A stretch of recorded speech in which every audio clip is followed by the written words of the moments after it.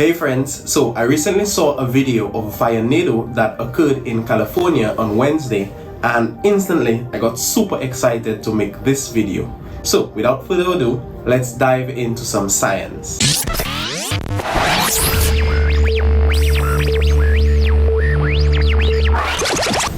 So as you can see, the fire is swirling upwards like a normal tornado does. However, what is interesting is that the flame does not blow out as many of you would think. So, why is that? Well, there is two reasons why. Firstly, the combustion rate of the fire is very high, and so that basically prevents it from being blown out by any external wind since it has enough heat to sustain itself. And secondly, which is again linked to the wind, because the wind is blowing towards the fire, it actually supplies the fire with oxygen, and so that keeps the flame burning. And remember, a fire essentially needs three things to survive: the fuel, which in that case would be the trees and any other thing that is burning, heat, and the oxygen, which is supplied by the surrounding air.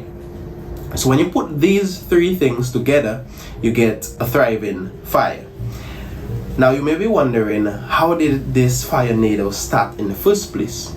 Well, the surrounding wind that is blowing, essentially there would become a point where the turbulent wind essentially becomes organized and starts circulating around one point, and that one point happened to be the fire.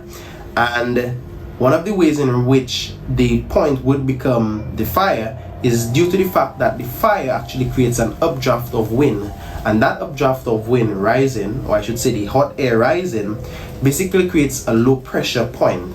And just like a hurricane formation, the surrounding air starts to circulate around it, and then it starts to rise.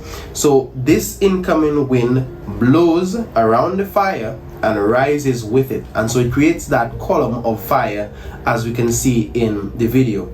And again, the fire itself is what's sustaining the Firenado, because it's feeding off the oxygen, and as it burns it creates the rising air gases, and so you just get one spiral column. So this is how a Firenado is formed.